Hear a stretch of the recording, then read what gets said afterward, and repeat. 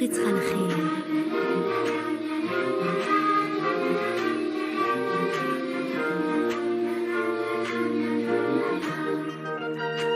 في الحفلة يضرن يتمرثيو ثم الطوث أرقاز يتغيظ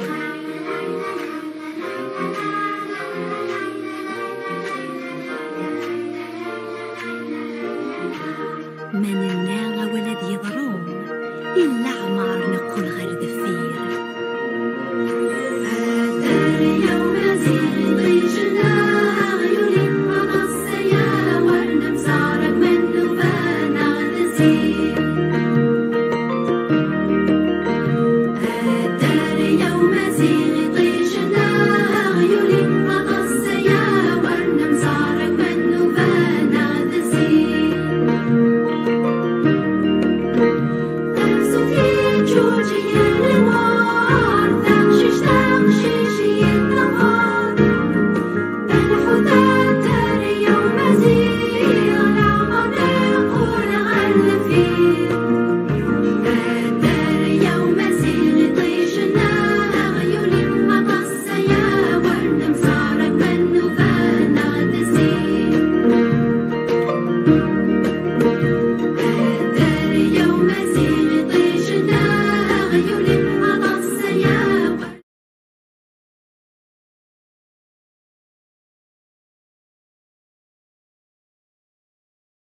qui pensent te soumettre, te condamner au silence, éteindre tes mots, les réduire en cendres, je sais que tu es et que tu demeures écrivain à jamais et que tu écris dans ton cerveau. Tu ne cesses d'écrire dans ton cerveau, c'est-à-dire dans le seul lieu véritable de ton absolue liberté et dans lequel jamais, jamais, ils ne pourront pénétrer ni régner en maître. Par cela, Boualem, tu n'es et ne seras jamais le prisonnier de ces autres. Par cela, Boualem, tu es, tu ne seras jamais leur prisonnier. Jamais, jamais, jamais. Continue, mon ami. Reste fort, droit et digne, comme je sais que tu es, toujours. Écris, écris, écris, dans ton cerveau, le livre de demain. Le livre qui sera quand eux ne seront plus rien. Je t'embrasse. Et à bientôt, Philippe. Merci beaucoup. Je passe la parole à Maria Kapstin, qui édite véritablement Boualem Sansal en direct, si j'ose dire, pour Gallimard. Oui, quelques mots juste pour d'abord partager avec vous l'émotion de vous voir si nombreux, l'émotion aussi d'entendre le nom de Boualem associé à celui d'Albert Camus. Je pense que c'est très important. D'abord, avec Catherine Camus, qui est une personne magnifique et qui lutte chaque jour pour que l'œuvre de son père continue de nous éclairer. Et puis parce que pour Boualem Sansal, Albert Camus a toujours été le nom le plus important, la figure tutélaire qui l'a poussé vers ce qu'il est aujourd'hui. Il me racontait que quand il était encore directeur de l'industrie, il n'était pas du tout écrivain, il n'avait même pas idée de devenir écrivain, et il avait tanné, harcelé le président de la République pour qu'il donne à un grand lycée d'Alger le nom d'Albert Camus. Et Camus, c'est aussi la rue Darwin, cette enfance extraordinaire que Boualem raconte dans son roman rue Darwin. Cette rue où la mère de Boualem a connu Madame Santès, la mère d'Albert Camus. Il me racontait, moi je n'oublierai jamais le jour où j'ai reçu ce manuscrit d'un parfait inconnu qui s'appelait Le Serment des barbares, et c'était un roman qui m'a long compagnonnage avec lui, avec Antoine évidemment, et c'est un très beau moment. Il me racontait que d'abord, la littérature, pour lui, ça a d'abord été Rachid Mimouni, qui était son grand ami, un ami très intime, que lui, Boualem, poussait à écrire, alors qu'il n'avait pas encore publié, et tous ses efforts étaient d'une grande générosité pour que son ami finisse par publier un livre. Et puis, il y a eu la décennie noire, et il racontait comment, quand il était au ministère, le soir, très tard, il quittait le ministère et il fonçait sur l'autoroute à toute vitesse pour éviter les barrages, les massacres. Et quand je lui ai demandé « Qu'est-ce qui t'a plu d'écrire ce premier roman, comment c'est venu ?» Il me dit « Mais j'allais mourir. J'allais mourir. On massacrait à tout va en Algérie, des villages entiers. On les passait par le couteau. Et c'était mon jour, ça pouvait être le lendemain. Je ne savais pas combien de temps j'allais vivre et il fallait que je laisse une trace. » Et donc il a laissé cette trace qui est sublime, qui est une œuvre à la fois pleine de bonté et pleine de colère. Je n'ai jamais connu quelqu'un qui soit habité à la fois par tant de douceur et tant de colère. Et c'est une colère contre l'injustice, contre la violence, et contre la bêtise. Et Boualem continue de foncer sur ces autoroutes. Et il se bat pour nous. Et c'est à nous maintenant de nous battre pour lui. Merci.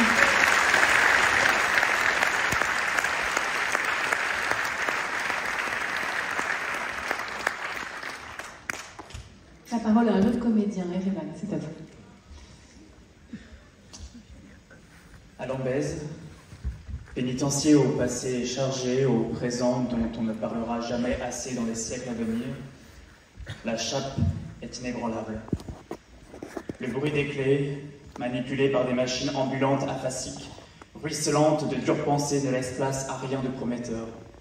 Les cris, les râles, les trottinements, les silences d'aguet, les flambées de tout, les bourrasques méphétiques d'une journée absurde courent les couloirs pour annoncer que la nuit va reprendre son travail de sape.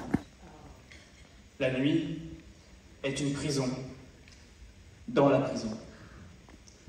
Dans les cellules, on se prépare au plus dur, dormir avant de sombrer dans la démence. Les vieux taulards ont leurs recettes, forgées par une longue expérience de la nuit blanche. Ils les cachent jalousement aux jeunes. Saurait-il les utiliser? La sagesse tirée d'une vie ratée est radotage pour qui voit l'avenir dans les étoiles. À force de braver les postulats du passé, les jeunes s'endorment en gesticulant. Dans son cinéma, on est libre de ses manies. Le remue-ménage des hommes prend fin, commence celui des rongeurs, des mille-pattes, des courtilières luisantes vomies en légion par les fausses d'Aisance, et celui des vampires attachés aux forteresses judiciaires médiévales comme fantômes à leur château. Lambès se fait ombre fuyante dans la nuit noire des Aurès, soufflet Kakoshim rythmant le silence des pierres. Le temps de dire une prière, le pèlerin hagard le voit disparaître au bout d'une piste défoncée, bête comme un jour son lendemain, aux confins d'un plateau chauve vitrifié par un froid sibérien. Dans la 517, l'oppression pousse à la confidence, la geôle détonne dans l'ordonnance générale, toute à la désinvolture, à la précarité, au cafouillage, à la provocation, aux guerres intestines, au repli et à la dissimulation tactique. Une pesanteur grandiose plane autour. Ne l'explique ni sa place à part dans le bloc des condamnés à mort, ni le fait qu'on y parle français, source d'avanie brutale et d'ennui chronique, ni le panel d'étranges voyageurs venant la visiter à tout bout de champ. Il tiendrait son parfum de tombe mystérieuse, de l'opacité irréprochable avec laquelle s'enveloppent les hommes d'Alger lorsque l'opinion internationale médusée regarde par-dessus leur épaule. Les virtuoses feintent comme ils respirent, ayant à l'effet plus de sourires angéliques dans leur sac à malice que de crimes impunis dans leur tiroir. Un Français y croupit en compagnie d'un criminel du cru, un tout venant imberbe du menton mais foisonnant de la tête. Ils passent le plus clair de leur pénitence à échanger des monologues non miscibles par nature, cherchant par là la communion salvatrice. Dans le malheur, on est autiste par prudence, on ne peut ajouter à sa peine celle de ses semblables, on dit ce qu'on veut bien dire, on tait sa vérité avec une méfiance se voulant d'abord réprobation, on ajoute avec le désir de convaincre. On dit pour se libérer. L'enfant fou de l'arbre creux, Boualem Sansal. Merci beaucoup.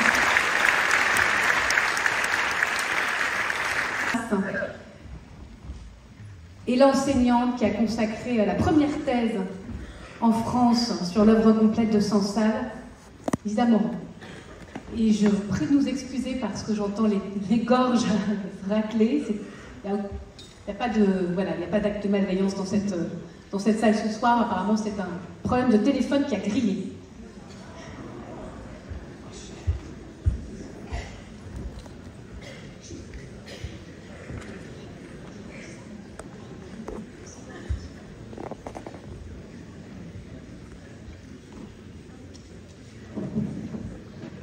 Bien. Merci à tous d'être là. On va s'interroger sur cette arrestation. De quoi est-elle le nom? Quel est le message que nous envoient les Algériens à nous, Français? Quel est le message, bonsoir, qu'ils envoient à leur propre population? Pierre Vermeuren, je commence avec vous. Dites-nous, vous êtes historien bien évidemment, vous êtes l'auteur d'un ouvrage sur les dissidents du Maghreb, depuis les indépendances, chez Belin. Dans quelle mesure cette arrestation est une étape de plus franchie par Alger, Boualem Sansal a 75 ans, dans l'intimidation des dissidents? C'est pas les dissidents, je pense qu'ils sont la cible, c'est le peuple algérien. On a tendance, nous, à regarder cette affaire comme une attaque, finalement, contre la relation franco-algérienne, ce qu'est aussi ce phénomène. Mais c'est d'abord un message, je pense, qui est adressé au peuple algérien, c'est-à-dire qu'une personnalité mondialement connue, reconnue, primée, récompensée, pas seulement en France, on vient de le voir en Allemagne et dans bien d'autres pays, peut faire l'objet d'un enfermement arbitraire. Et donc, à partir de là, n'importe quel Algérien peut sentir sur le poids de ses épaules la menace et doit se taire finalement, parce que le message, c'est taisez-vous. Donc l'écrivain qui est chargé de la parole publique, évidemment, reçoit ce message, parce que c'est lui qui est en prison, mais tout le monde doit l'entendre. Et donc je crois qu'il ne faut pas seulement prendre cela comme une affaire de relations internationales, et ce que c'est aussi, mais aussi d'abord comme un effet de répression.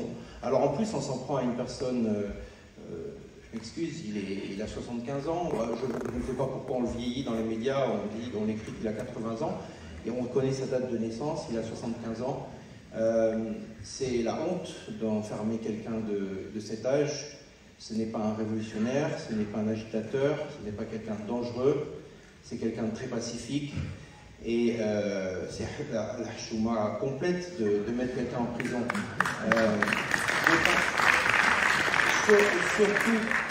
Surtout que les gens qui commanditent cela sont des gens qui ont 80 ans pour le coup. Et donc c'est une absurdie. Je crois qu'on dirait ça en Algérie, c'est une absurdie.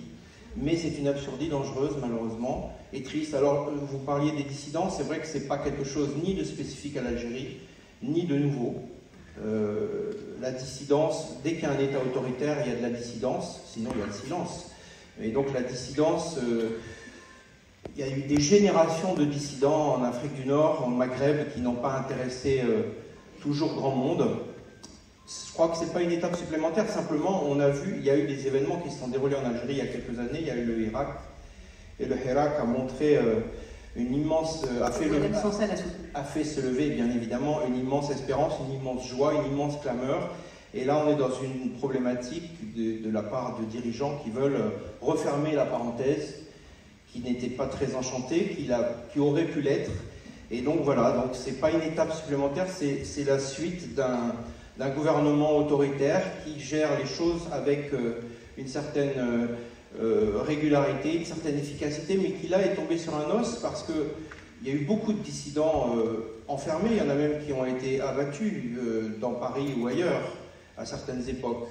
Mais là, on a un homme très pacifique, mis en prison, qui était présenté ou qui était certainement perçu à Alger comme ayant, enfin quand je dis Alger, je parle du pouvoir algérien évidemment, qui était perçu certainement comme ayant des mauvaises accointances, notamment à cause de ses propos très libres sur l'islam, sur les islamistes, et donc ça devait entraîner certainement sa mise à l'écart de la société parisienne, de la société des gens de lettres, de la société des gens du spectacle, et on voit que de ce point de vue-là, c'est un ratage Et c'est vrai que comme nous, on n'a ni les moyens des États qui peuvent donner des coups de pied, qui peuvent négocier en sous-main, qui peuvent créer des rapports de force, la seule chose qu'on peut faire, c'est en parler. Et en soi, c'est déjà une énorme défaite pour les enfermeurs.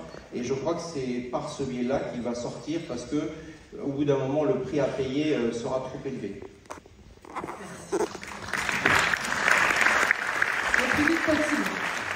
David Riancourt, vous connaissez mieux que personne l'Algérie, et vous connaissez mieux que personne la difficulté de la diplomatie en Algérie et des relations entre notre pays et l'Algérie. On a l'impression qu'on a passé un cap de plus dans la crispation. Est-ce qu'en arrêtant son sale, Alger nous envoie un message à nous, Français? Est-ce que la France est punie à travers cette arrestation de ces dernières prises de position?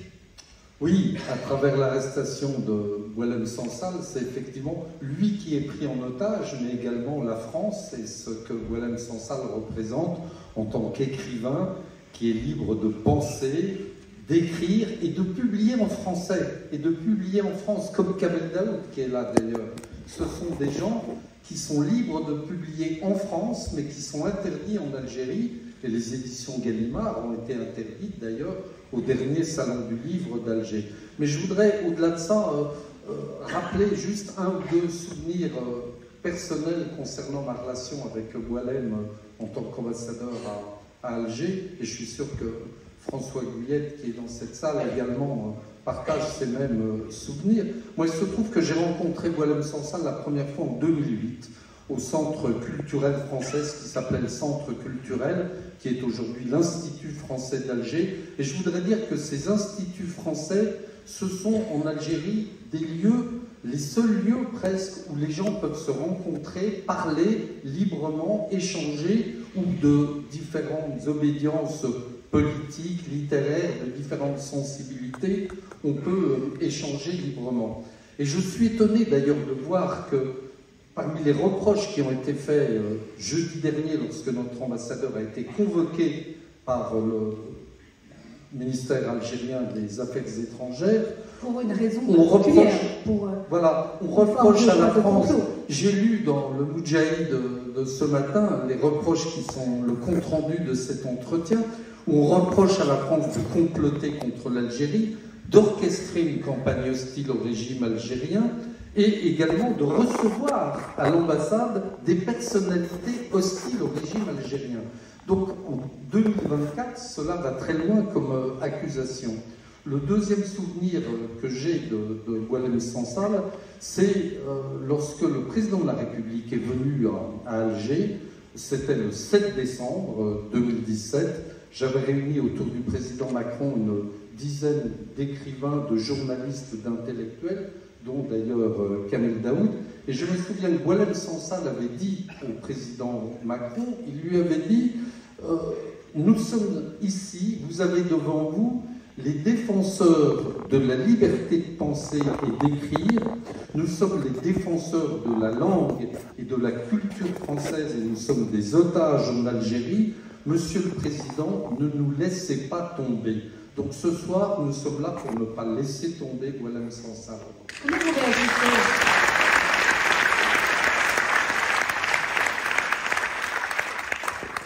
à tous ces oui mais qu'on a pu entendre? Comment vous réagissez? Vraiment, j'étais frappée de ça. Évidemment, c'est absolument insupportable que Boualem Sansal soit incarcéré, mais... C'est, comme vous l'avez dit vous-même, c'est très difficile, très compliqué d'être ambassadeur de France à Alger. On vous raccroche au nez, on ne vous prend pas au téléphone et les démarches sont extrêmement difficiles. Donc je sais que pour mon successeur actuel, c'est très difficile. Rachel Binas, vous êtes la première journaliste à avoir révélé l'arrestation de Boualem Sansal. Peut-être qu'à ce stade de la soirée, on peut dire un tout petit mot sur ce que l'on sait, puisque on apprend ce soir qu'il y a un retour à l'hôpital. Est-ce que ça donne des raisons d'espérer? Alors, je dirais plutôt que ce que l'on pense savoir, on va laisser les choses au conditionnel pour plus de sûreté. Selon les informations que l'on a, il aurait été changé, en fait, Il passe de l'hôpital à la prison, de la prison à l'hôpital, et depuis hier, il serait en effet à l'hôpital, mais bien sûr sous le régime d'emprisonnier à l'hôpital.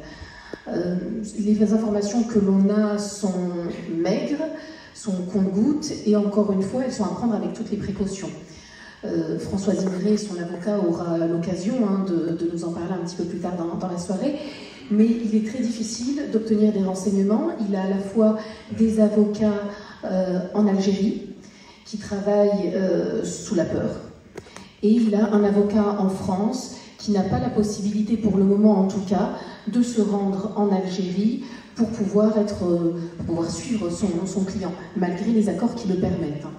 Donc voilà ce que l'on a en l'état actuel des choses. Je dirais un petit mot sur l'âge, puisque je crois qu'on a le droit de parler de l'âge des hommes, en tout cas plus que de celui des femmes. Lorsqu'on dit 80 ans, c'est pas vraiment une erreur, ni 75. Il aurait été inscrit en fait à l'état civil à l'âge de 5 ans, donc 75 ans. C'est de la coquetterie, mais on la comprend. 80 ans serait son âge réel, et j'insiste là-dessus parce que ça dit aussi de l'état de santé d'un homme de 80 ans qui est retenu dans une prison qui n'est certainement pas l'hôpital américain de Paris. Et vous vouliez nous dire ce soir que cette affaire, Sansal, vous a donné envie de nous rappeler une autre affaire, De Gaulle-Sartre. Exactement, un petit saut historique. En effet, on se dit, mais comment ne pas penser à l'affaire Sartre-De Gaulle? Quelques mots brefs là-dessus. 1960, De Gaulle a ces mots: on n'emprisonne pas Voltaire. On n'emprisonne pas Voltaire, c'est la phrase qu'il prononce en pensant à Sartre, que la justice française veut embastiller, parce que Sartre fait partie de ces intellectuels qui demandent une Algérie indépendante. En 2024, c'est en Algérie que se joue une scène similaire. On fait partie de ces héritiers, du moins une large partie certainement d'entre nous aujourd'hui, de ceux qui ont soutenu le combat du peuple algérien pour l'indépendance.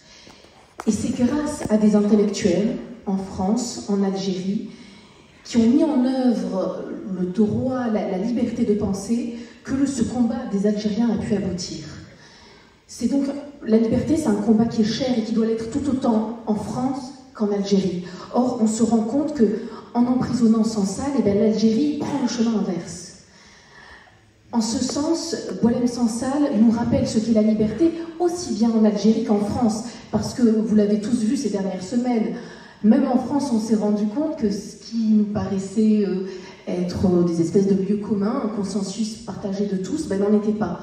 On a vu des réactions que l'on pourrait qualifier au moins de surprenantes, pour ne pas dire d'indécentes. Alors, j'ai toujours un peu de mal à définir l'indécence, mais même si je peine à la définir, je la reconnais quand je la vois, et là je l'ai vue. Et je pense qu'on a été beaucoup à l'avoir vue et l'avoir entendue, cette indécence-là. C'est une partie de la gauche, pas toute la gauche, j'insiste vraiment là-dessus, mais une partie de la gauche qui ne semble pas réussir à être à la hauteur de son héritage. Parce que son héritage, c'est aussi celui de ce qu'on appelle les intellectuels. Intellectuel, un mot qui est né au moment de l'affaire Dreyfus, pour parler de ceux qui se battaient contre les injustices. Et on a une partie de la gauche qui, aujourd'hui, semble rompre avec cet héritage-là qui est déterminant. Je conclurai là-dessus pour ne pas être trop longue, mais on doit tous souhaiter la liberté de Boualem Sansal, que l'on soit en France, que l'on soit en Algérie. C'est un combat commun et c'est un combat qui dépasse même les frontières de cette espèce de duel dans lequel on veut nous enfermer et qui ne doit pas l'être. C'est un combat qui va au-delà du couple franco-algérien. C'est le combat de tous.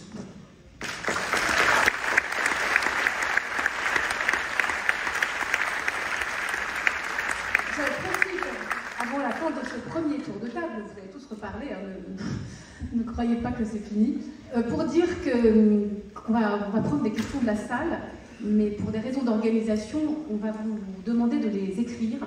Et quelqu'un dans la salle viendra les récupérer. Il y a des feuilles de papier qui vont circuler, donc n'hésitez pas.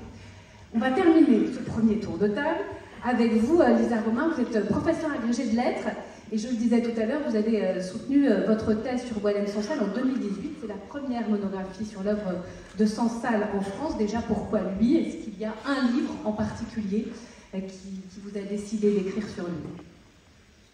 Eh bien, j'ai découvert Sansal par hasard quand j'étais étudiante. Et c'était un vrai coup de foudre, en fait. C'était par le Serment des barbares que j'y suis arrivée. Et j'ai été absolument bouleversée par cette traversée des enfers aux côtés de Larbi, le vieux Quintel du Serment des barbares, et par cette contemplation hallucinée de la citation et dans le roman. Et voilà, j'ai eu un coup de foudre et le livre m'a résisté. J'ai eu beaucoup de mal à le lire. C'est un texte qui est très résistant. La langue de Sansal est résistante et en plus, j'y connaissais rien du tout. Mais voilà, j'étais marquée et j'ai jamais oublié la fin, non plus le cœur brûlé de Hamidi l'historien, le personnage, donc l'ami de Larbi, et ces derniers mots qui sont terribles, mais qui en même temps m'ont paru tout de suite ouvrir une sorte de chemin qui était, à travers cette analogie entre le lecteur qui peut lire sans se brûler les yeux et Hamidi l'historien, une implication du lecteur en fait. Et sans vibrante quand vous en parlez ce soir. Oui, c'est vrai. Et en discutant tout à l'heure avec vous, vous m'avez dit, on connaît Sansal, ce côté touche-à-tout. Sansal, c'est un ingénieur au départ, il a fait de l'économie. On parle de lui souvent comme le haut fonctionnaire, le combattant des Lumières. On connaît ces personnalités-là. Sansal est aussi un libertaire. Sansal est un hippie. Oui, ce qui ne révoque pas les autres facettes de l'écrivain, mais effectivement, c'est une chose qui rappelle volontiers. Dans un texte, par exemple, qui s'appelle AG69, ou dans une série d'entretiens accordés à France Culture, il avait une vingtaine d'années, donc je restais évasive dans les années 68 à Alger. Il était d'une génération libertaire, ni Dieu ni maître, faites l'amour pas la guerre, ce sont des slogans qu'il rappelle bien volontiers. C'est un inconditionnel de taureau qui nous divise dans le train d'Arlinga. Et ça, c'est un aspect qui est très clair, hein, c'est pas moi qui l'imagine, mais qui est étonnamment ignoré. Et pourtant, il est évident dans cette fameuse lettre d'amitié et de respect de mise en garde du peuple de la Terre, là je porte un peu le titre, mais qui se termine sur une constitution universelle qui ressemble en fait d'une certaine manière dans son rapport à Dieu et au pouvoir, plus à Imagine de Lénine qu'à Voltaire en fait. Hein. Et c'est intéressant de voir que c'est un discours qu'on ne reçoit pas tellement parce qu'il nous paraît ringard. Et le Sansal lui dit lui-même de façon très amusée dans Vivre, son dernier roman, on nous prend pour des Rastafari millénaristes par l'intermédiaire de son narrateur, et c'est pas recevable. Donc en fait, l'une de ses intentions, c'est de resémantiser cette pensée pour qu'elle soit recevable, parce que c'est quand même dommage que tout ça apparaisse comme des poncifs niais, l'idée qu'il faut faire la paix, qu'il faut s'unir, que l'union fait les forces. Donc comment est-ce qu'on peut resémantiser ça et faire en sorte que ce ne soit pas des poncifs niais, voire même qu'on réussisse le tour de force de fasciser ça, quoi. Il a beaucoup écrit aussi sur la peur d'être incompris, la peur d'être mal lu. Il y a cette collaboration exigeante entre l'auteur Sansal et son lecteur. Oui, lire Sansal. Ironie du sort. Oui, ironie du sort, c'est ce qui s'ouvre effectivement dès le serment. C'est une vraie quête initiatique de lire Sansal, c'est comme ça lui-même qu'il définit lui-même. Le lecteur, c'est un partenaire, mais être un partenaire, c'est pas donné, donc c'est pour ça que sa langue est résistante aussi. Hein. C'est un lecteur qui, enfin, Sansal cherche à construire une figure de lecteur idéal avec lequel former une communauté intellectuelle, et ce lecteur, il doit s'impliquer. C'est la seule façon, en fait, de sortir des impasses du discours engagé, même quand notre engagement nous paraît juste et évident. Il faut une implication du lecteur, en fait. Et donc un lecteur qui est actif, qui est vigilant, qui est curieux, et surtout pas passif, naïf ou orgueilleux avec des attentes, des biais, etc. Et ça, c'est pas seulement parce qu'il adore l'alchimie et l'ésotérisme, c'est aussi parce que c'est un enjeu démocratique. Le lecteur, c'est un citoyen, et donc s'il repousse les textes sous prétexte que c'est ennuyeux, que c'est une espèce de masse un peu hostile, et tout ça, il va pas pouvoir faire ses choix en connaissance de cause. Et donc il y a un aspect passionnant de l'esthétique sansalienne, où il tend vraiment des pièges de lecture, des petits pièges, mais alors, et puis c'est assez drôle, parce que c'est aussi quelqu'un de très drôle, c'est un aspect qui n'est pas très mis en valeur, mais vous allez lire des reproductions de compte rendu pénibles, puis au milieu, il y aura un glissement, enfin voilà, un petit piège, où un personnage va changer de prénom, voilà, donc voilà.